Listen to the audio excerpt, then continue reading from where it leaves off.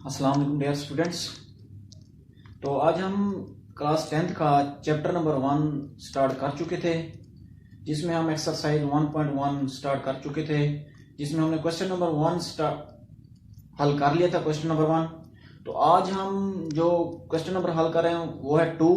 और question number 2 में क्या कहता है, सवाल हल करने से पहले अगर मेरा चैनल आपने सब्सक्राइब नहीं किया तो सबसे पहले सब्सक्राइब करें और बेल आइकन दबाना ना भूलें।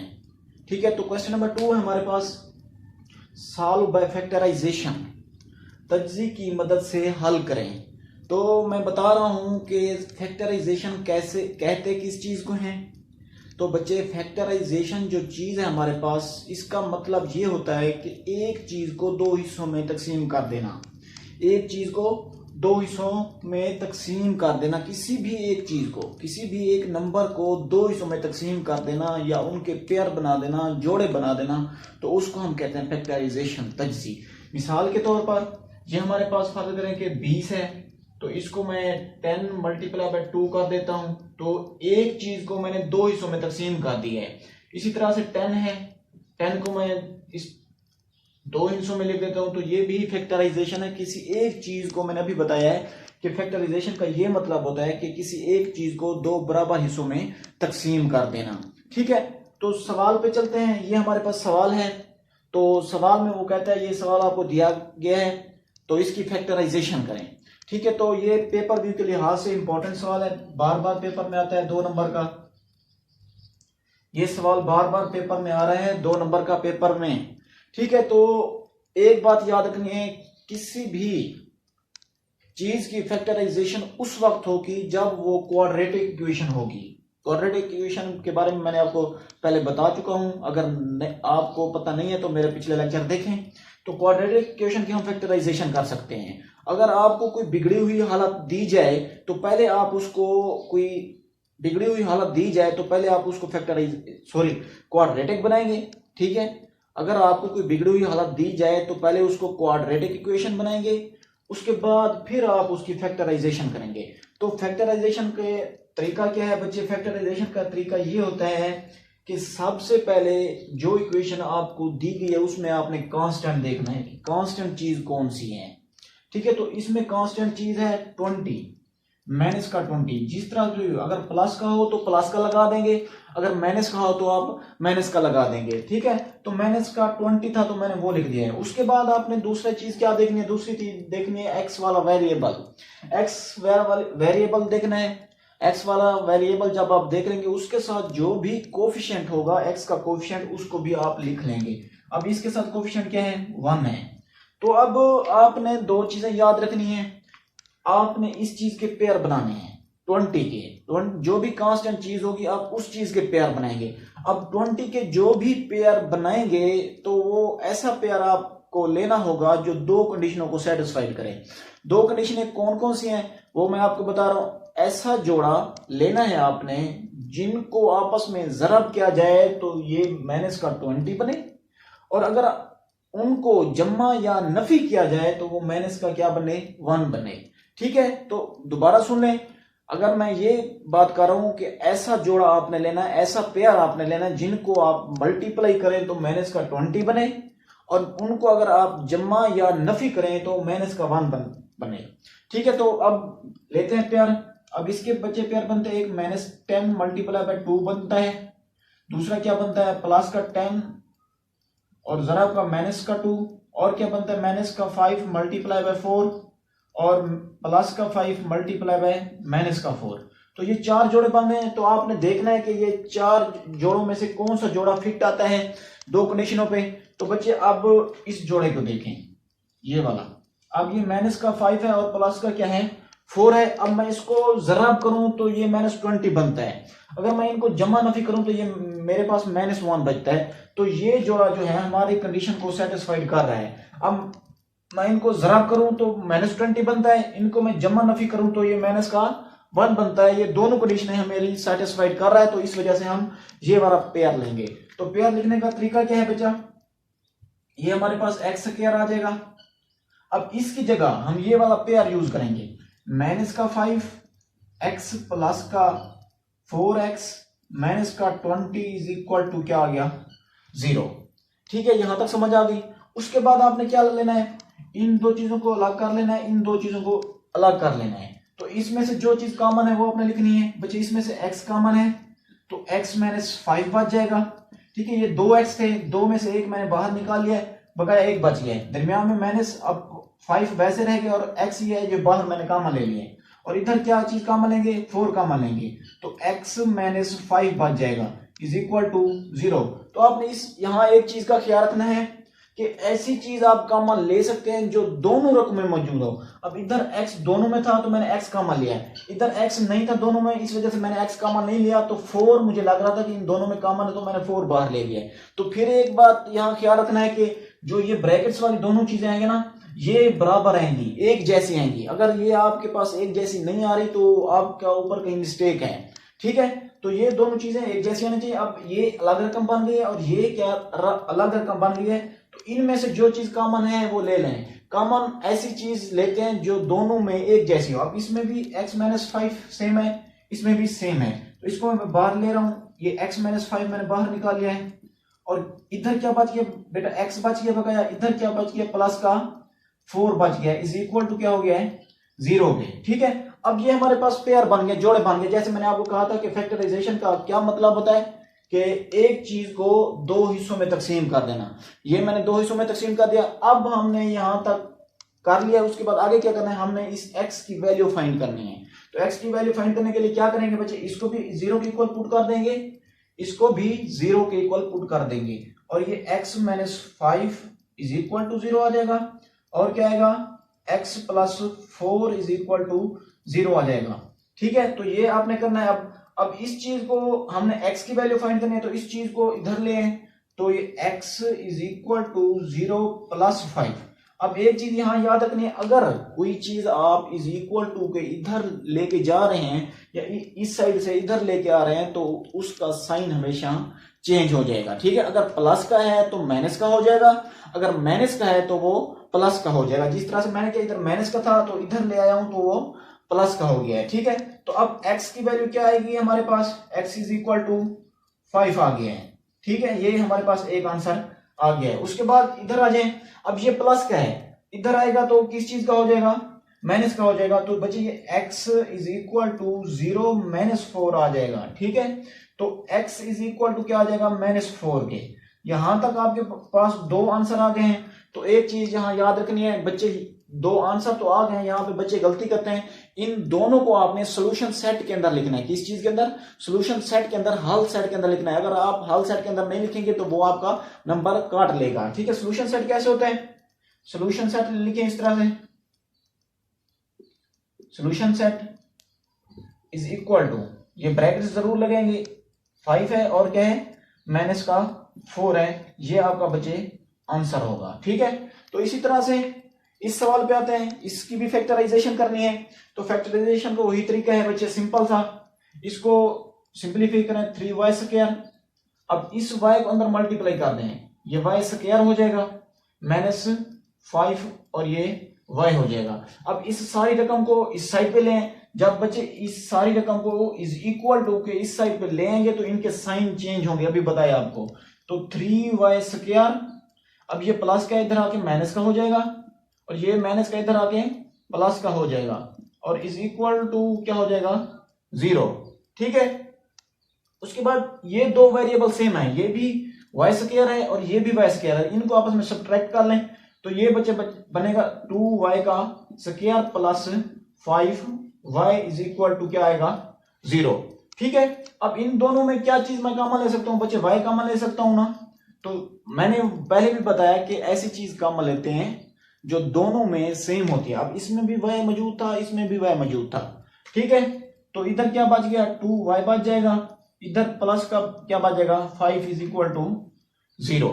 ठीक है, अब इसको भी 0 के इक्वल पुट कर दें, इसको भी 0 के इक्वल पुट कर दें, ये y इज इक्वल टू 0 आ जाएगा और ये 2y plus 5 is equal to 0 आ गया। अब ये मजीद सिंपलीफाई नहीं होता, एक हमारे पास ये जवाब आ जाएगा y का और दूसरा हम इसमें से निकालेंगे। तो 2y ये प्लस का इधर जाके क्या हो जाएगा, माइनस का हो जाएगा। अब 2y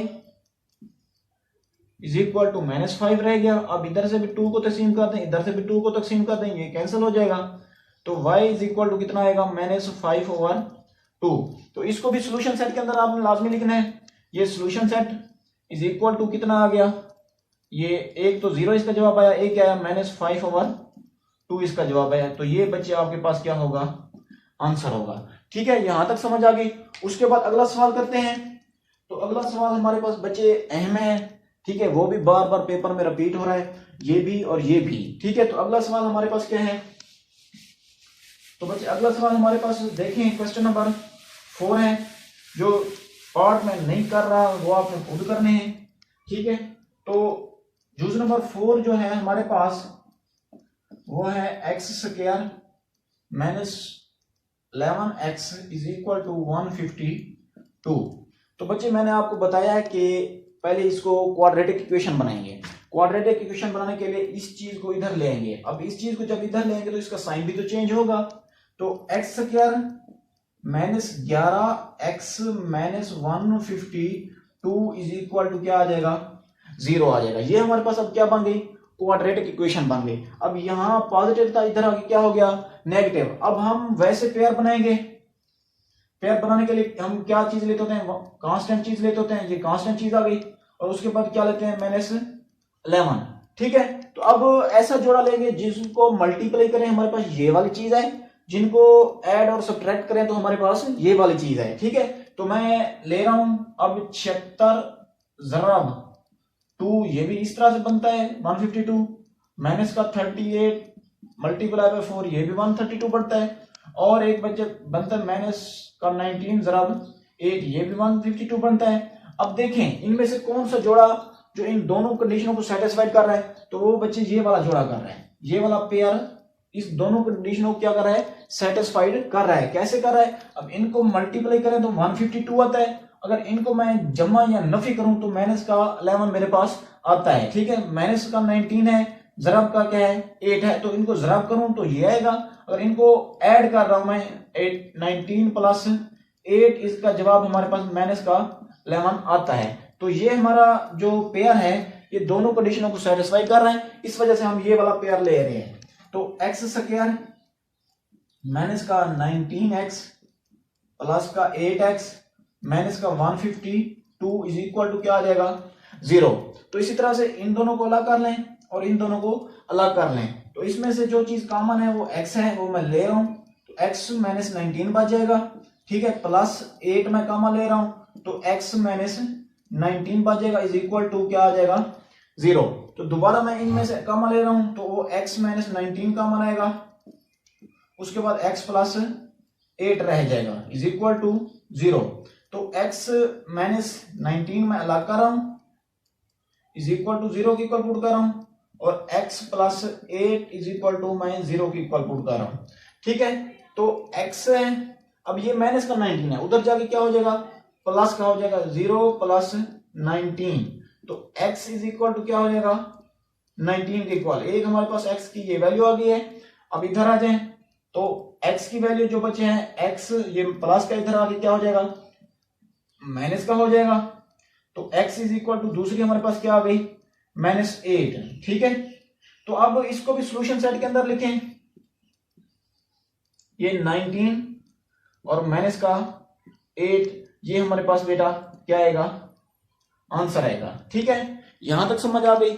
इसी तरह से इससे अगला सवाल करते हैं, इससे अगला जूज करते हैं। वो जो अगला जूज मैं अब करवा रहा हूं वो बच्चे थोड़ा सा बिगड़ी हुई हालत में है। बिगड़ी हुई हालत से पहले हम उसको क्वाड्रेटिक इक्वेशन बनाएंगे। क्वाड्रेटिक इक्वेशन बनाने के बाद वो आप उसकी फैक्टराइजेशन करेंगे। ठीक है, तो चलते हैं हम क्वेश्चन नंबर 5 जूज देखते हैं। जो मैं मैंने जूज नंबर 3 छोड़ दिया है तो वो आपने खुद करने हैं। ठीक है, तो ये सवाल उम्मीद है कि आपको समझ आए होंगे। अगर समझ आए तो प्लीज सब्सक्राइब करें और बेल आइकन दबाना ना भूलें। तो क्वेश्चन नंबर हमारे पास जूज नंबर है 5। जूज नंबर 5 में वो क्या कहता है बच्चे, सवाल है x plus 1 over x plus x over x plus 1 is equal to 25 over 12। अब ये हमारे पास क्या है, क्वेश्चन है, अब ये क्वाड्रेटिक इक्वेशन नहीं दी गई, ठीक है। मैंने पहले बताया अगर कोई बिगड़ी हुई हालत आ जाए तो पहले उसको क्वाड्रेटिक इक्वेशन बनाएंगे। अब ये क्वाड्रेटिक इक्वेशन नहीं है, पहले इसको क्वाड्रेटिक इक्वेशन बनाएंगे। तो मैंने पहले क्वेश्चन नंबर 1 के अंदर ये वाला सारा तरीका आपको समझाया हुआ है, तो अगर किसी ने देखना हो तो मेरी पिछली वीडियो पे देखें, तो ये तरीका मैंने समझाया हुआ है। एक्सरसाइज 1.1 का क्वेश्चन नंबर 1 का एक लेक्चर है, वो आप देखेंगे, ठीक है। तो दोबारा भी समझा रहा हूँ थोड़ा सा। तो बच्चे इसमें एक आसान तरीका समझा रहा हूँ। तो सबसे पहले आप क्या करेंगे, जो भी नीचे वाली रकमें हैं उनको अपने जहन में बिठा लेंगे। जहन में, ये सवाल का हिस्सा नहीं है, ये इसको जहन में बिठा लेंगे। एक हमारे पास नीचे क्या है, x है, दूसरे क्या है x+1 है, और तीसरा क्या है 12 है, ठीक है। ये हमारे जहन में बैठ गई। जो भी चीज आपने ली है, अपने जहन में बिठाई है, वो हर रकम के साथ मल्टीप्लाई कर दें। जो भी चीज आपने जहन में ली है, ये x लिया है, x+1 लिया है और ये 12, तीनों लेने हैं। क्या ये तीनों लेना है, उसको जहन में बिठा लेना है। जो भी आपने जहन में बिठा लिए उसको हर रकम के साथ क्या कर देना है, मल्टीप्लाई कर रहे हैं, ठीक है, मल्टीप्लाई कर देना है। तो अब मेरे जहन में क्या आया, एक x आई है, ठीक है, एक x+1 आया है मेरे जहन में, और दूसरा क्या है, ये 12 आ गया है। अब इस सारी रकम को इस हर रकम के साथ मल्टीप्लाई करना है, इसके साथ अलग करना है, इसके साथ अलग करना है, और इसके साथ अलग मल्टीप्लाई करना है। तो मैं कर रहा हूं, ये 12 है, ठीक है, साथ क्या है, x है, और x प्लस क्या है, 1 है। इसको मैं इसके साथ मल्टीप्लाई कर रहा हूं, तो ये x+1 और क्या आ जाएगा, x आ गया, ठीक है। फिर दरम्यान में क्या है, प्लस है, इसके साथ भी मल्टीप्लाई कर रहा हूं, ये 12 है, ये x है, और ये x+1 है। अब इसको x और x+1 के साथ मैंने मल्टीप्लाई कर दिया, ये इज इक्वल टू है, दरम्यान में इज इक्वल टू के बाद ये 25 और क्या है, 12 है। इसके साथ भी मैं मल्टीप्लाई कर रहा हूं, ये 12 आ गया, ये x आ गया, और ये क्या आ गया, x+1। यहां तक समझ आई है। उसके बाद अगला स्टेप क्या करना है आपने, जो चीजें कटती हैं वो काट दें। अब ये x से ये x कट गया, x+1 से ये x+1 कट गया, और इधर से 12 से ये 12 कट गया है। और अगला स्टेप क्या है, जो चीजें बाकी रह गई हैं उनको लिख लें। अब इधर से क्या रह गया है बच्चे, ये 12 एक तो बच गया है, और दूसरा क्या बच गया, x+1 बच गया है, और तीसरा भी x+1 बच गया है, ठीक है। दरमियान में क्या है, प्लस है, ये 12 बच गया, इधर से x बच गया है, और साथ क्या है, x बच गया है, इज इक्वल टू इधर से 25 बच गया है, और x बच गया है, और x+1 बच गया है, ठीक है। अब इसको मजीद सिंपलीफाई करें। सिंपलीफाई कैसे करेंगे, इन दोनों को आपस में मल्टीप्लाई करेंगे, इनको आपस में और इनको आपस में मल्टीप्लाई करेंगे। तो मल्टीप्लाई का तरीका क्या है, पहले इसको 12 को रहने दें, इनको मल्टीप्लाई कर रहे हैं। इस x को मैं लेता हूं, इस सारी रकम के साथ मल्टीप्लाई करा रहा हूं। इस x को लेके x+1 सारी के साथ मल्टीप्लाई कर रहा है, और ये 1 लेता हूं तो x+1 के साथ ये मल्टीप्लाई करवा दिया है, ठीक है। प्लस ये 12, और ये जो मल्टीप्लाई खाएंगे तो ये x² बनेंगे, ठीक है, इज इक्वल टू 25 x आ गया। इस 25 को मैंने x के साथ मल्टीप्लाई कर दिया है, और ये x+1 अगले स्टेप में हम मल्टीप्लाई करेंगे, ठीक है। अब ये 12 वैसे, अब इनको अंदर मल्टीप्लाई करें तो ये बच जाएगा x² plus x plus x plus क्या आ जाएगा 1, और ये क्या आएगा 12x का स्क्वायर इज इक्वल टू, इसको अंदर मल्टीप्लाई करें तो ये बच जाएगा 25x का स्क्वायर, ठीक है, प्लस 25x आ गया है, ठीक है। फिर मजीद सिंपलीफाई करें, ये 12 वैसे आएगा, अब ये x स्क्वायर वैसे। अब ये दो चीजें एक जैसी हैं, तो ये इनका जवाब क्या आएगा, प्लस का 2x आएगा, और प्लस का क्या आएगा 1 आएगा, और प्लस का क्या आएगा 12x स्क्वायर आ जाएगा, is equal to 25x square plus 25x आ गया, ठीक है। फिर इस 12 को अंदर मल्टीप्लाई करें तो बच्चे ये आएगा 12x का स्क्वायर प्लस 24x, और ये प्लस का क्या आ जाएगा 12 आ जाएगा, और ये प्लस का क्या ठहरा है 12x का square is equal to 25x का स्क्वायर प्लस 25x, ठीक हो गया। उसके बाद अब ये वाली रकम और ये वाली रकम सेम है, तो इनको आपस में ऐड कर लें तो ये आएगा बच्चे 24x का स्क्वायर प्लस 24x, और ये प्लस का 12 इज इक्वल टू 25x का स्क्वायर प्लस 25x आ गया, ठीक है। अब बच्चे अब देखें, एक ये चीज रकम आ गई, एक ये है। अब ये वाली बड़ी है तो आप इस सारी रकम को उठा के इस साइड पे ले आए, ठीक है, जब इस सारी रकम उठा के इस साइड पे ले आएंगे तो इनकी साइन भी चेंज हो जाएंगे। अब ये 25x स्क्वायर वैसे प्लस 25x वैसे, अब इनको मैं लेके आ रहा हूं तो ये माइनस का 24x स्क्वायर आ जाएगा, प्लस का सॉरी ये माइनस का आ जाएगा 24x माइनस का 12 इज इक्वल टू क्या आ जाएगा 0। तो हम उधर करते हैं। अब ये वाला x स्क्वायर वाला है और ये भी x स्क्वायर वाला है, तो ये आपस में सब्ट्रैक्ट होंगे तो क्या बनेंगे बच्चे, ये x स्क्वायर बन जाएगा। ठीक है, ये 25 है और ये 24 है, तो इनको जब मैं सब्ट्रैक्ट करूंगा तो x स्क्वायर बच जाएगा। फिर ये भी x वाला है और ये भी x वाला है, ये प्लस का 25 है और ये माइनस का 24 है, तो इनको मैं सब्ट्रैक्ट करूंगा तो ये प्लस का क्या बचेगा बच्चे, x बन जाएगा। ठीक है, और माइनस का क्या रह गया है 12 इज इक्वल टू क्या रह गया 0। ठीक है, अब ये हमारे पास क्या बन गई, क्वाड्रेटिक इक्वेशन। किस कहां से बनी है बच्चे, इसको हमने सिंपलीफाई किया है, सिंपलीफाई करने के बाद हमारे पास ये क्वाड्रेटिक इक्वेशन आ गई। अब इस क्वाड्रेटिक इक्वेशन के हम क्या करेंगे, फैक्टराइजेशन करेंगे। उसी तरीके से इस 12 को लेंगे, 12 के पेयर बनाएंगे, तो 12 के पेयर क्या बनते हैं बच्चे, 12 का एक तो 6 जरा 2 बनता है, माइनस का 12 लें तो ये बनता है, माइनस का 5 जरा 4 लें, सॉरी माइनस का 4 जरा 3 लें, और क्या लें 4 जरा माइनस का 3 लें, तो ये पेयर आप देखिए सेटिस्फाइड कर रहा है कंडीशन को।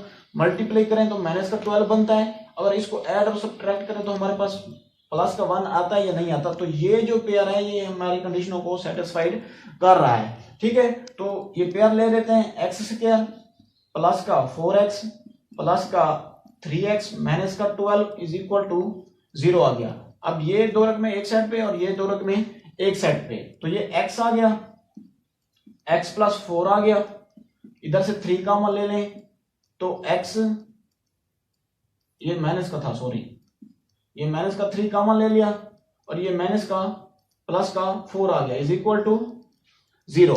ठीक है, अब इन दोनों में से जो चीज कॉमन है x प्लस 4 और क्या रह जाएगा x minus 3 is equal to 0। अब x प्लस 4 को 0 को इक्वल पुट कर दें और x माइनस 3 को भी 0 को इक्वल पुट कर दें। अब ये पॉजिटिव है, इधर जाकर क्या हो जाएगी नेगेटिव की, x is equal to 0 minus 4 हो जाएगा, तो x इज इक्वल टू क्या हो जाएगा माइनस का 4। एक हमारे पास x का ये आंसर आ गया। अब ये माइनस का है, इधर आगे क्या हो जाएगा प्लस का हो जाएगा।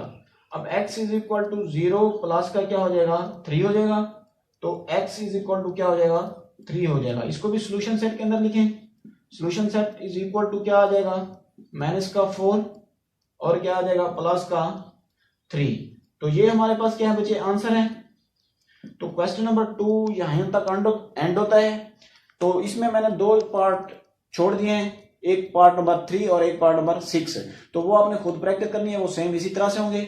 अगर बिगड़ी हुई हालत में है तो वो उनको पहले आप क्वाड्रेटिक इक्वेशन में बनाएंगे, अगर क्वाड्रेटिक इक्वेशन में बना हुआ है तो उसको डायरेक्ट आप फैक्टराइजेशन कर देंगे, उसके जोड़ बना देंगे। ठीक है, तो आज का लेक्चर यहाँ पे हमारा एंड होता है। अगर आपको कोई मसला है तो मेरे कमेंट्स में आए और मुझसे क्वेश्चन करें। अगर आपको कोई मसला नहीं है और मेरा लेक्चर अच्छा लगा है तो प्लीज सब्सक्राइब जरूर करें।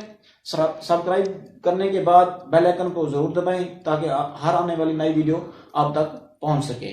खुदा हाफिज।